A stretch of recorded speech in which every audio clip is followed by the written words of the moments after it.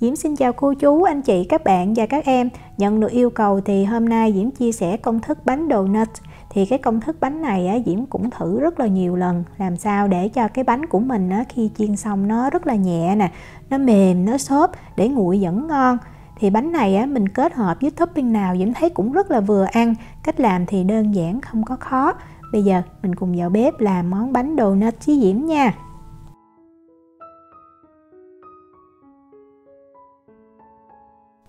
Để chuẩn bị cho phần bột thì Diễm có một cái trứng gà, mình cân luôn vỏ là 64 gram ha. Và tiếp theo là một cái lòng đỏ, vậy là mình có một trứng và một lòng đỏ nha. Tiếp theo là 80 gram sữa tươi không có đường á, mình để ở nhiệt độ phòng. 100 gram sữa đặc có đường. 1/2 muỗng cà phê muối là 2 gram. Mình khuấy lên cho trứng và sữa đặc có đường, muối nó tan đều, sau đó mình mới cho men vào. Thì men mình sẽ dùng men không kích hoạt, tức là mình cho trực tiếp vào trong bột, mình không cần phải đợi men nở, đó là 5 gram ha, thì nó khoảng 2 muỗng cà phê lưng.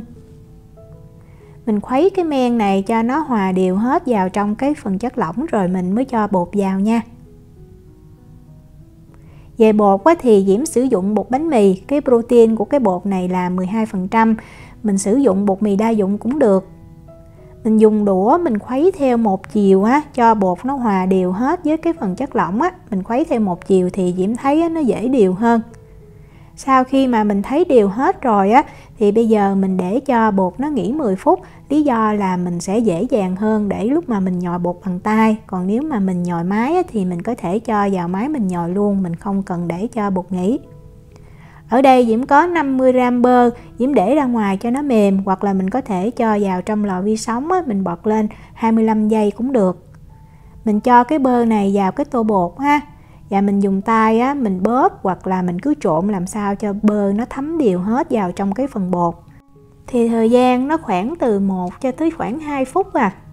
Khi mà mình thấy bơ nó thấm đều hết rồi á, thì mình mang ra mặt phẳng và bắt đầu bây giờ mình nhồi.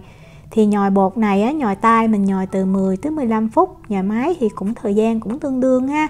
Đầu tiên mình cứ miết cái khối bột như vậy nè, cho giống như nó dai, nó dẻo và nó kết dính lại. Sau đó thì mình cứ chà sát, mình xe cái miếng bột dài ra, cái cách Diễm nhồi là như vậy, mình cứ xe cho miếng bột nó nhồi dài ra, rồi cái mình xếp nó lại. Thì sau khoảng 10 phút á, mình thấy bột nó đã dẻo mềm rồi thì mình cầm cái bột lên mình đập khoảng cỡ từ 15 cho tới 20 cái á, thì Diễm thấy bột của mình nó nhồi đạt. Bột đạt á, là khi mà mình ấn cái ngón tay mình vào, mình thấy nó đàn hồi lên như vậy, và cái bề mặt bột nó rất là bóng mịn ha. Bây giờ mình để cho bột nó nghỉ thì Diễm lấy một cái khăn ẩm á, Diễm đậy bột lên. Tùy cái nhiệt độ nhà mình á, quan trọng là mình ủ cho bột nó nở gấp đôi, thì thời gian khoảng từ 2 tới 3 tiếng. Vì nhà Diễm bây giờ nhiệt độ nó 20 độ C à, vì vậy Diễm cho vào trong lò nướng, Diễm bật lên nhiệt độ 30 độ C, Diễm ủ thì khoảng 2 tiếng là bột nó nở được như vậy. Còn nếu mà mình ủ ở nhiệt mát thì có thể là từ 3 tiếng thì thời gian nó sẽ lâu hơn nha. Bây giờ mình lấy bột ra đó, và mình làm cho những cái bọt khí ở trong bột nó bể hết ha. Mình chia bột ra làm 12 phần bằng nhau. Thì tùy mình thích bánh to hay nhỏ thì Diễm thấy mình chia 12 phần á, mỗi phần là 50 gram thì Diễm thấy cái bánh nó rất là vừa. Sau khi chia đều xong á, thì bây giờ mình xe bột nha, mình túm bột lại. Sau đó mình để cái bột xuống mặt phẳng á, mình dùng tay mình xe cho nó thiệt là tròn. Đó là như vậy. Rồi mình lấy tờ giấy nướng bánh á, mình để bột lên. Như vậy thì lúc mà mình chiên bánh á, mình dễ dàng lấy cái bánh hơn. Sau khi xe hết rồi thì Diễm cũng lấy cái khăn ẩm đó, Diễm đậy bột lại để cho bột nó nghỉ 10 phút, giúp cho bột mình dễ cán ra hơn, nó không có bị co giãn nhiều. Sau 10 phút á, mình lấy tí xíu bột áo á, là cái bột mình dùng làm bánh đó. Rồi mình lấy cái miếng bột lên, thoa tí xíu bột áo lên mặt phẳng. Để cục bột xuống và mình ấn cho bột nó dẹp ha.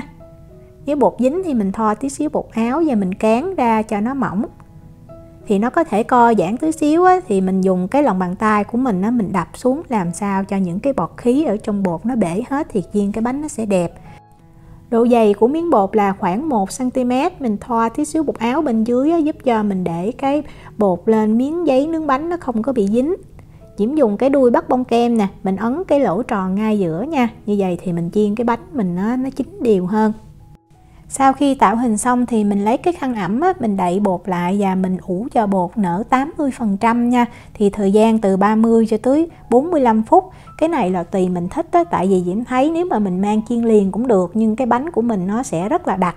Trong khi mình ủ cho nó nở thì nó sẽ xốp, nó mềm hơn. Bánh ủ đạt là mình sờ và mình thấy rất là mềm mịn ha, và không phải thiệt là nở căng nha. Như vậy thì Diễm thấy rất là ngon. Nhiệt độ dầu để chiên bánh là 155 cho tới 160 độ C. Mình cho cái cây đũa vào thì mình thấy nó nổi những cái bọt nhỏ li ti ha. Và nếu mà cái bếp mình có 9 số á, thì mình sẽ để số 4,5. Diễm phải để cái đồ đo nhiệt độ luôn, tại vì cái nhì dầu mà nóng quá đó thì cái bánh của mình nó vàng mà ở trong nó chưa có chín.